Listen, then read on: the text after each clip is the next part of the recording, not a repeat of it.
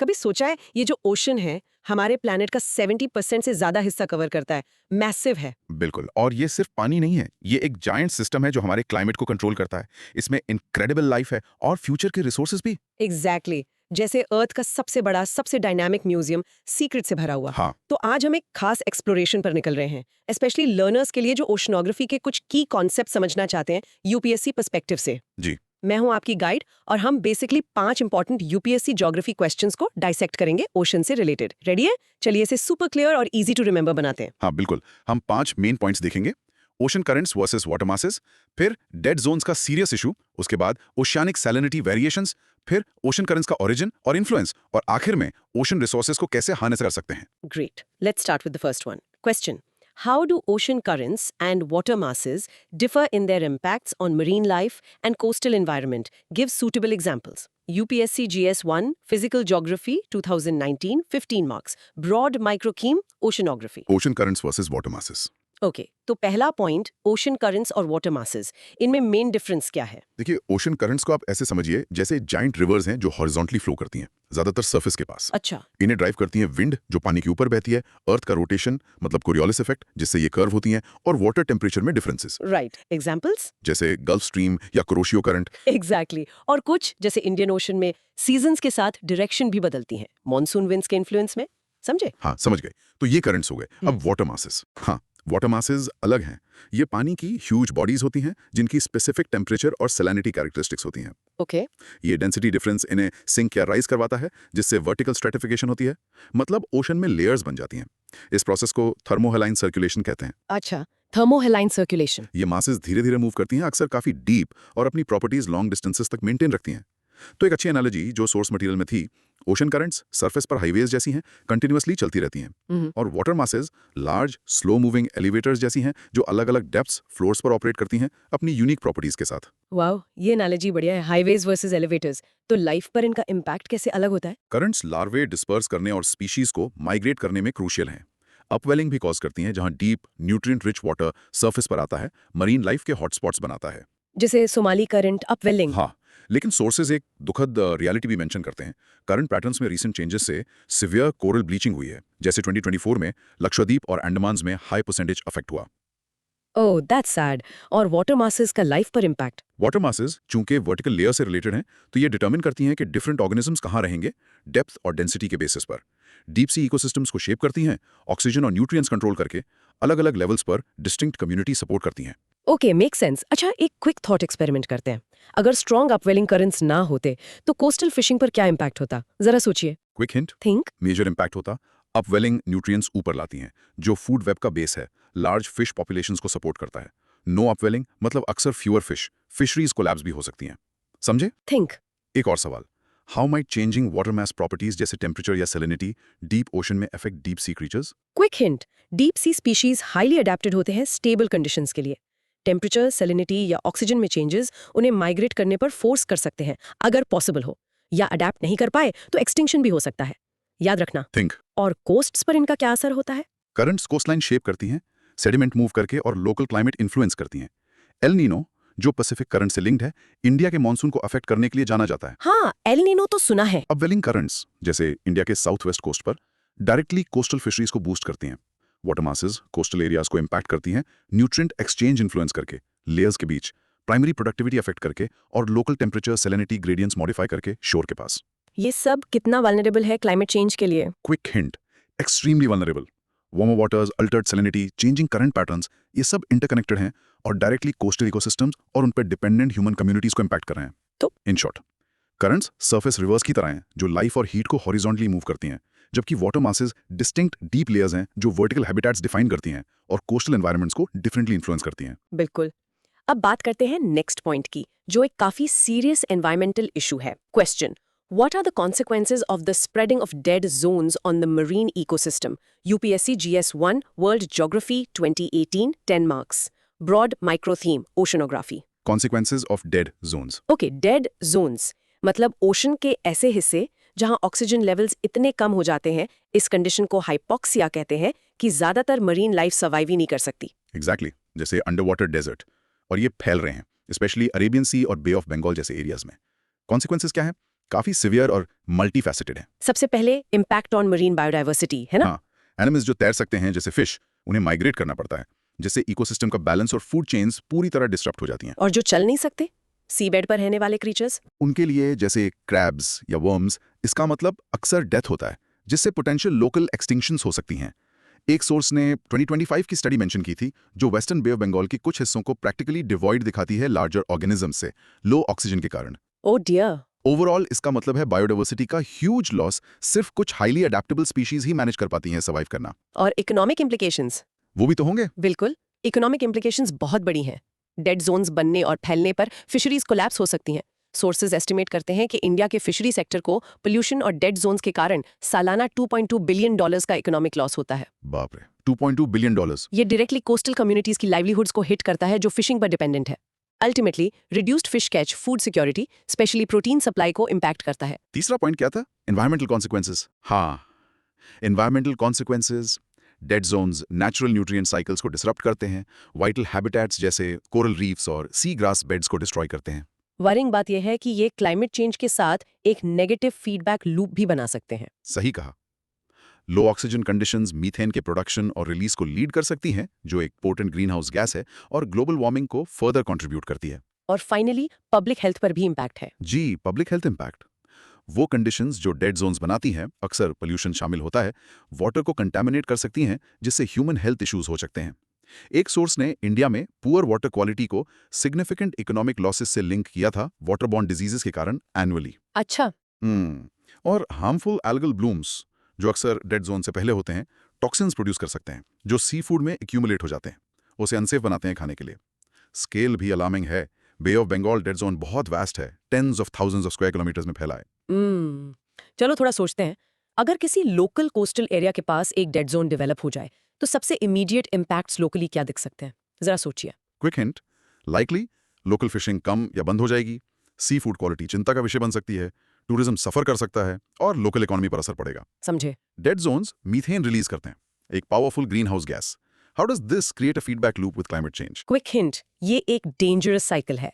Warmer water से मोर dead Jones बन सकते हैं।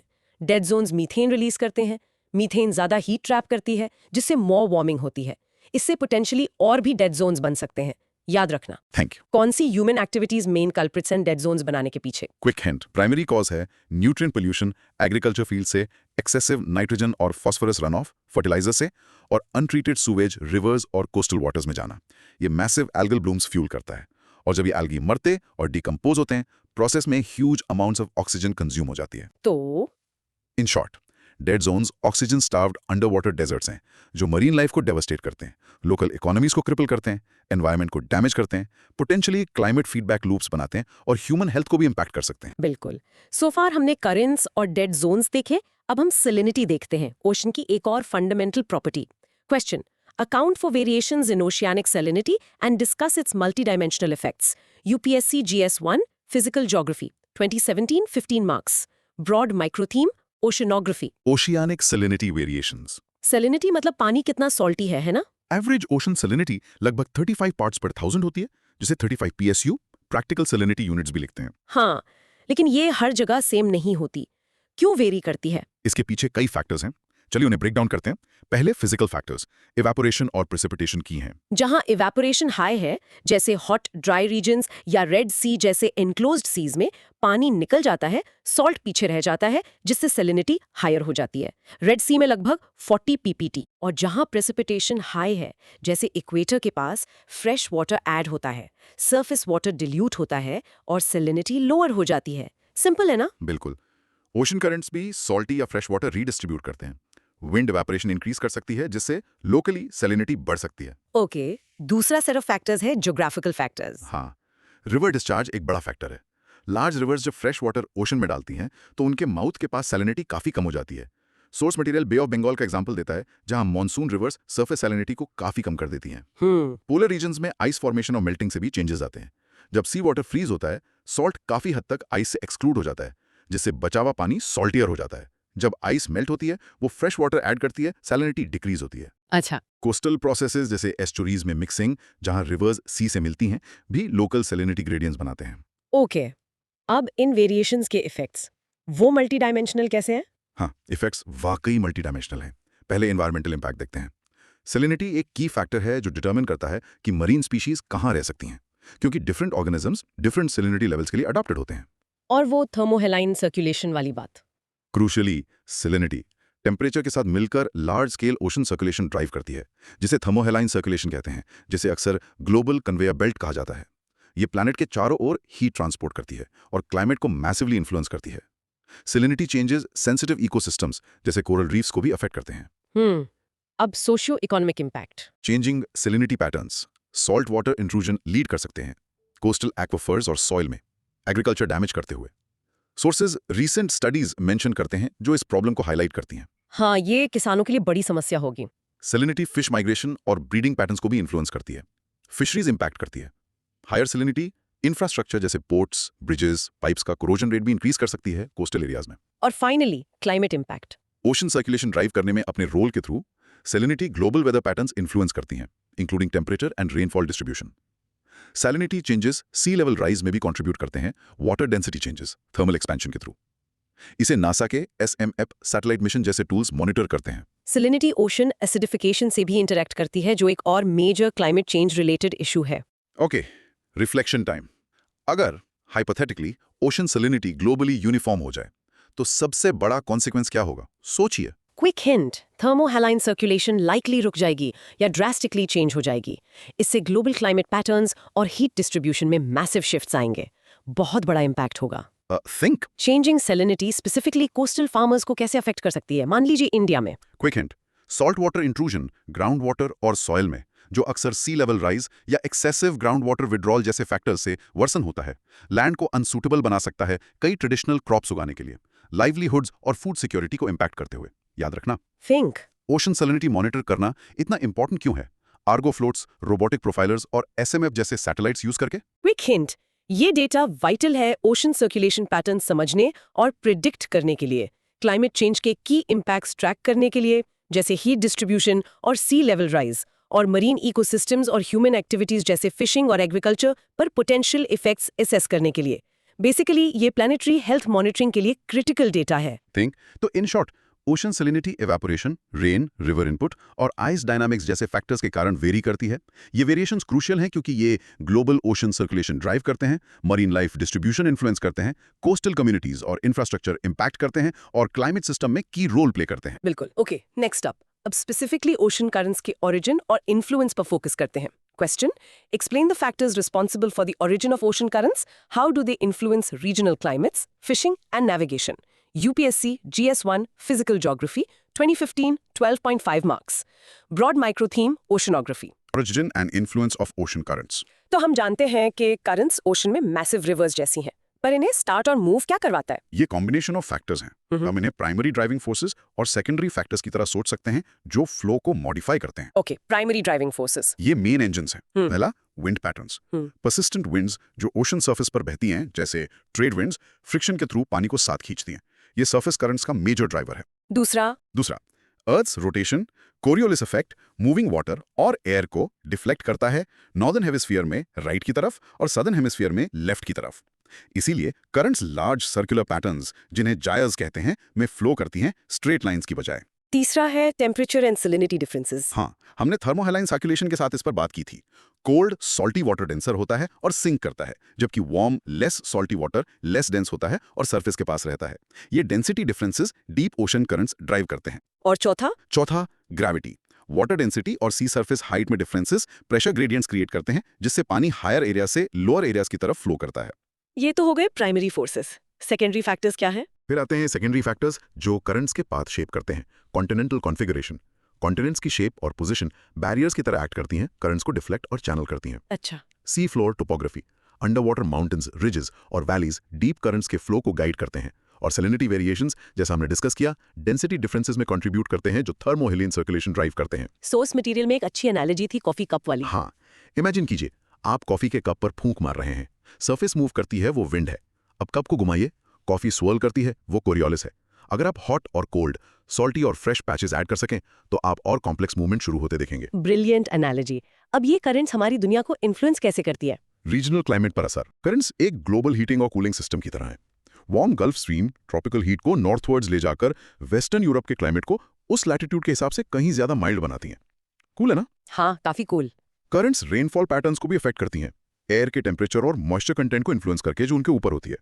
कुछ करंट्स सीजनल वेरिएशंस दिखाती हैं, जैसे इंडियन ओशन की वो करंट्स जो मॉनसून विंड्स के साथ रिवर्स होती हैं, रीजनल वेदर को ड्रामेटिकली इंपैक्ट करती हैं। Next, influence on fishing. Currents dictate करती हैं कि फिश कहाँ माइग्रेट करती हैं और उनके मेन ब्रीडिंग ग्राउंड्स कहाँ हैं। अपवेलिंग करंट्स बायोलॉजिकल हॉटस्पॉट्स हैं, न्यूट्रिएंट्स सरफेस पर लाकर रिच फिशिंग ग्राउंड सपोर्ट करती हैं। लेकिन क्लाइमेट चेंज इसे अफेक्ट कर रहा है? हाँ, क्लाइमेट चेंज करंट्स ऑल्टर कर रहा है और वाटर्स वार्म कर रहा है, जिससे कुछ फिश पॉपुलेशंस अपनी रेंजेस शिफ्ट कर रही हैं, ट्रेडिशनल फिशरीज इंपैक्ट हो रही हैं। और finally, effects on navigation. Ancient time से सेलर्स करंट्स यूज करते आए अपनी जर्नी स्पीड अप करने के लिए। आज करंट समझना शिपिंग कंपनीज को रूट्स ऑप्टिमाइज करने में हेल्प करता है, फ्यूल और टाइम सेव होता है। फेवरेबल करंट्स पर राइड करना एफिशिएंट है, उसके अगेंस्ट बैटल करना नहीं। एग्जैक्टली करंट्स का नॉलेज मैरिटाइम सेफ्टी के लिए भी वाइटल है। सोर्सेज एक मॉडर्न कंसर्न नोट करते हैं, क्लाइमेट चेंज इंडियन ओशन में टेम्परेचर ग्रेडियंट्स वीकन करता दिख रहा है, जो करंट पैटर्न्स ऑल्टर कर सकता है और शिपिंग और दूसरी मैरिटाइम एक्टिविटीज इंपैक्ट कर सकता है। ओके, रिफ्लेक्शन टाइम फिर से। अगर कोरियोलिस इफेक्ट अचानक काम करना बंद कर दे तो ओशन करंट्स कैसे चेंज होंगे? सोचिए जरा। क्विक हिंट, करंट्स ज्यादातर स्ट्रेट लाइंस में फ्लो करने लगेंगे, मेनली विंड और डेंसिटी से ड्रिवन, लार्ज सर्कुलर जायर्स बनाने की बजाय। ये ओशन सर्कुलेशन को कंप्लीटली रीऑर्गेनाइज कर देगा और क्लाइमेट पर मैसिव नॉक ऑन इफेक्ट्स होंगे। समझे? थिंक। ओशन करंट समझना एक शिपिंग कंपनी को पैसे बचाने और ज्यादा एफिशिएंट होने में कैसे हेल्प कर सकता है। Quick hint, simple economics. Favourable currents का एडवांटेज लेने वाले राउट्स प्लान करके, जैसे पुश मिलना, और एडवर्स करंट्स अवॉइड करके, जो ब्रेक की तरह एक्ट करते हैं, शिप्स ट्रैवल टाइम कम कर सकते हैं और फ्यूल कंजम्पशन सिग्निफिकेंटली कट कर सकते हैं। थिंक। इमेजिन कीजिए आप एक फिश हैं।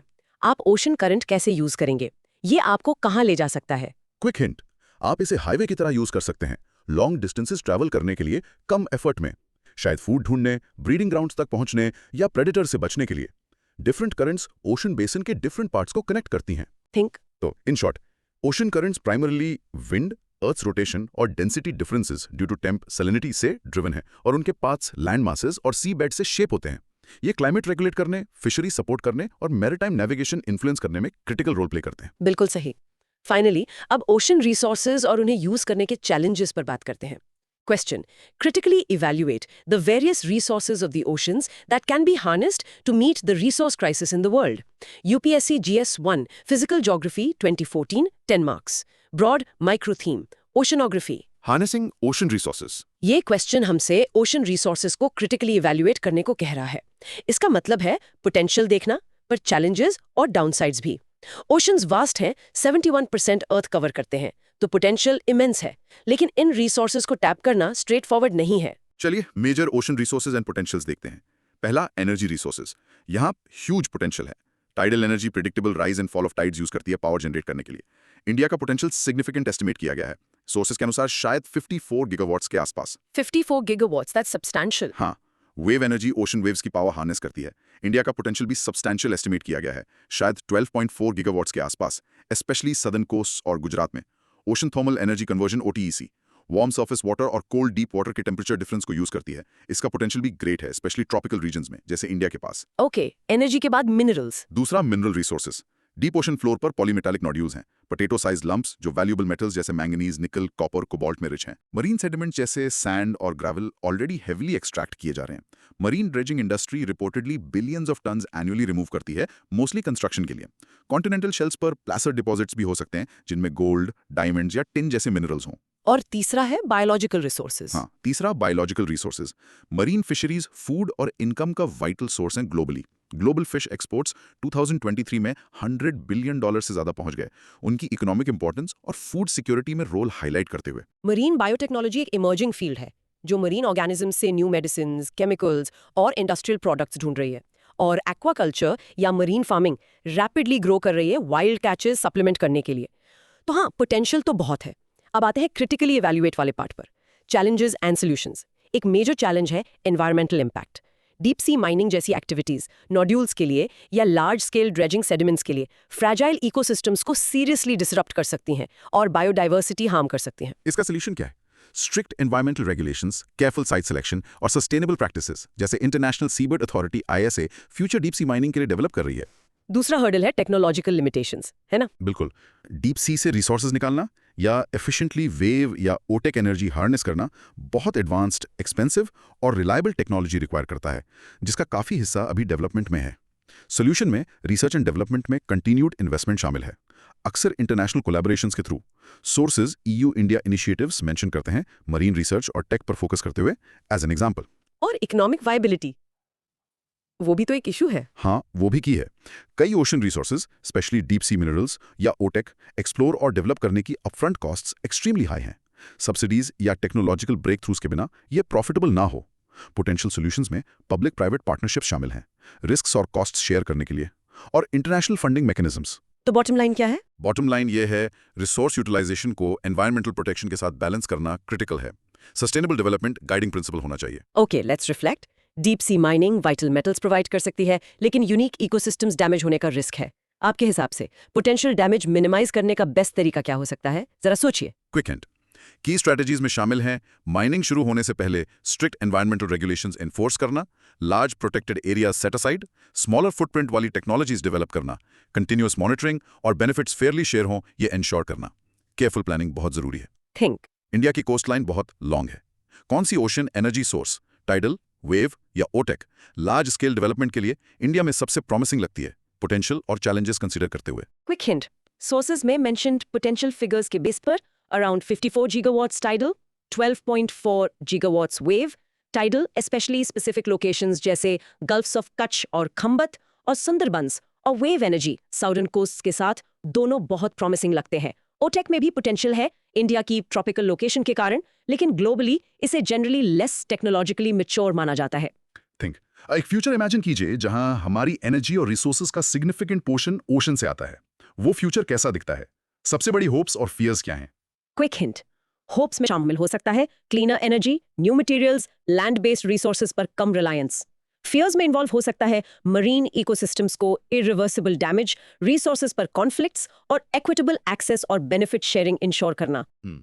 तो in short, oceans vital global needs पूरी करने के लिए वास्ट पोटेंशियल एनर्जी, मिनरल और बायोलॉजिकल रिसोर्सेज ऑफर करते हैं, लेकिन उन्हें हार्नेस करने के लिए केयरफुल क्रिटिकल इवैल्यूएशन और सिग्निफिकेंट एनवायरमेंटल, टेक्नोलॉजिकल और इकोनॉमिक चैलेंजेस ओवरकम करने की जरूरत है through sustainable planning, strong governance और international cooperation. Recap and active recall. Wow, ये तो काफी बढ़िया एक्सप्लोरेशन रही यूपीएससी के लिए रेलेवेंट 5 की ओशनोग्राफी टॉपिक्स की। हमने फिजिकल ज्योग्राफी और वर्ल्ड ज्योग्राफी एस्पेक्ट्स कवर किए। चलिए ब्रॉड माइक्रो थीम ओशनोग्राफी के तहत मेन आइडियाज क्विकली रिकैप करते हैं। हाँ बिल्कुल। Ocean currents versus water masses 2019 Q. की डिफरेंस याद है? करंट्स हॉरिजॉन्टल हाईवेज हैं, wind rotation driven dispersal coastal climate impact करती हैं, जबकि वाटर मासेस वर्टिकल एलिवेटर्स हैं, density thermohaline driven deep habitats define करती हैं। डेड जोन्स 2018 क्यू, ये ऑक्सीजन स्टार्व्ड हाइपोक्सिक एरियाज हैं, अंडर वाटर डेजर्ट्स जैसे, जो biodiversity, fisheries, economies, environment, methane release और पोटेंशियली ह्यूमन हेल्थ को via sea food safety severely harm करते हैं। Ocean salinity 2017 Q. Salinity uniform नहीं है। Evaporation, rain, river input, ice dynamics के कारण वेरी करती है। ये variations vital thermohaline circulation global conveyor belt drive करती हैं, मरीन लाइफ, क्लाइमेट पैटर्न्स और coastal areas examples, farming via salt water intrusion affect करती हैं। Ocean currents origin and influence 2015 Q, ये wind, earth spin, Coriolis, density differences, temp salinity और gravity के combo से driven है। लैंड और सी bed से शेप होते हैं। क्लाइमेट रेगुलेट करने, फिशरीज सपोर्ट करने और नेविगेशन गाइड करने के लिए क्रूशल है। Ocean resources 2014 Q. Oceans immense resources offer करते हैं, energy, tidal, wave, OTC, minerals, nodules, sediments और बायोलॉजिकल, फिशरीज, बायोटेक। लेकिन क्रिटिकली इवैल्यूएट का मतलब है मेजर एनवायरमेंटल, टेक्नोलॉजिकल और इकोनॉमिक चैलेंजेस एक्नॉलेज करना, जिन्हें सस्टेनेबल एक्सप्लॉयटेशन के लिए एड्रेस करना होगा। बहुत बढ़िया। अब देखते हैं कितना याद रहा। रेडी है? कुछ क्विक रिकॉल क्वेश्चंस के लिए। 1. अपने वर्ड्स में एक्सप्लेन कीजिए ओशन करंट और वाटर मास कैसे मूव करते हैं और उन्हें प्राइमरीली क्या ड्राइव करता है। इसमें मेन डिफरेंस क्या है, बताइए। Quick recall. Currents equals horizontal movement driven mainly by surface wind and Earth's rotation. Water masses equals vertical movement, sinking, rising, driven by density differences, temperature and salinity. Thermohaline circulation. Highways versus elevators याद है? Spreading dead zones का एक major economic consequence बताइए, जो discussion में mention हुआ, याद है? Quick recall. फिशरीज कोलैप्स एक बहुत बड़ा कॉन्सिक्वेंस है, जिससे सिग्निफिकेंट फाइनेंशियल लॉसेस होते हैं। इंडिया के लिए एस्टिमेटेड 2.2 बिलियन एनुअल लॉस याद है, और लाइवलीहुड्स और फूड सिक्योरिटी इंपैक्ट होती है। 3. दो ज्योग्राफिकल फैक्टर्स बताइए जो किसी स्पेसिफिक एरिया में ओशियनिक सैलिनिटी डिक्रीज कर सकते हैं. सोचो. Quick recall. Large river discharge जो बहुत सारा फ्रेश वाटर लाता है, जैसे गैंजीज, ब्रह्मपुत्रा, बे ऑफ बंगाल में, और आइस का मेल्टिंग पोलर रीजन्स में या ग्लेशियर्स से की फैक्टर्स हैं. 4. पानी की कौन सी दो प्रॉपर्टीज प्राइमरीली थर्मोहाइलिन सर्कुलेशन ड्राइव करती हैं, बताइए जरा. Quick recall. टेम्परेचर, थर्मो, और सैलिनिटी, हालाइन. ये वाटर की डेंसिटी डिटरमिन करती है, जो deep, slow, global conveyor belt circulation drive करती है. 5. एनर्जी के अलावा डीप ओशन फ्लोर पर पाए जाने वाले एक स्पेसिफिक टाइप के मिनरल रिसोर्स का नाम बताइए. याद करो. Quick recall. Polymetallic nodules. वो पोटैटो साइज्ड रॉक्स जो manganese, nickel, copper, cobalt etcetera में रिच हैं. 6. डीप सी मिनरल रिसोर्सेज जैसे नोड्यूल्स हार्नेस करने से जुड़ा एक मेजर एनवायरमेंटल चैलेंज क्या है? सोचो. Quick recall. Unique deep sea ecosystems और बायोडाइवर्सिटी को सिग्निफिकेंट और पोटेंशियली इररिवर्सिबल डैमेज का पोटेंशियल एक प्राइमरी कंसर्न है.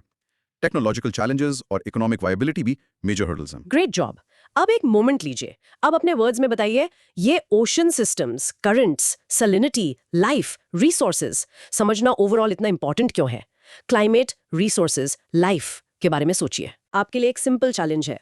नेक्स्ट टाइम आप एल नीनियो या ला नीनिया मेंशन करने वाली कोई न्यूज़ रिपोर्ट पढ़ें या सुने तो उसे एक्टिवली कनेक्ट करने की कोशिश कीजिए, जो हमने ओशन करंट्स और सी सरफेस टेम्परेचर्स के ग्लोबल वेदर पैटर्न्स इन्फ्लुएंस करने के बारे में डिस्कस किया था. Final invitation. जानते हैं, अगर हम इस सबको बिगर पिक्चर से कनेक्ट करें तो इन ओशन डायनामिक्स को समझना सिर्फ एग्जाम के लिए एकेडमिक क्यूरियोसिटी नहीं है. Climate change impacts accurately predict करने के लिए, फिशरीज और दूसरे रिसोर्सेज सस्टेनेबली मैनेज करने के लिए, ताकि फ्यूचर जनरेशंस भी बेनिफिट उठा सकें, और अल्टीमेटली इस ब्लू प्लैनेट की हेल्थ इंश्योर करने के लिए जो हम सबको सपोर्ट करता है, ये एब्सोल्युटली फंडामेंटल है. ये सिस्टम्स इंक्रेडिबली इंटरकनेक्टेड और वाइटल हैं. बिल्कुल. यहाँ एक फाइनल थॉट है जिस पे आप सोच सकते हैं. टेक्नोलॉजी इतनी तेजी से एडवांस कर रही है तो artificial intelligence, AI, advance sensors और बिग डेटा एनालिटिक्स जैसी चीजें फ्यूचर में हमारे ओशंस को बेटर मॉनिटर, अंडरस्टैंड, प्रिडिक्ट और सस्टेनेबली मैनेज करने में क्या रोल प्ले कर सकती हैं. कुछ सोचिएगा इस तरह. ओके. तो इसी के साथ हम इस एक्सप्लोरेशन के एंड पर आते हैं. होपफुली इस डिस्कशन ने आपको कुछ वैल्यूएबल इनसाइट्स दिए होंगे और ये कॉम्प्लेक्स ओशनोग्राफी टॉपिक्स थोड़े और क्लियर हुए होंगे. इस सेशन को ज्वाइन करने के लिए थैंक्स. एक्सप्लोर करते रहिए, क्वेश्चंस पूछते रहिए और सीखते रहिए.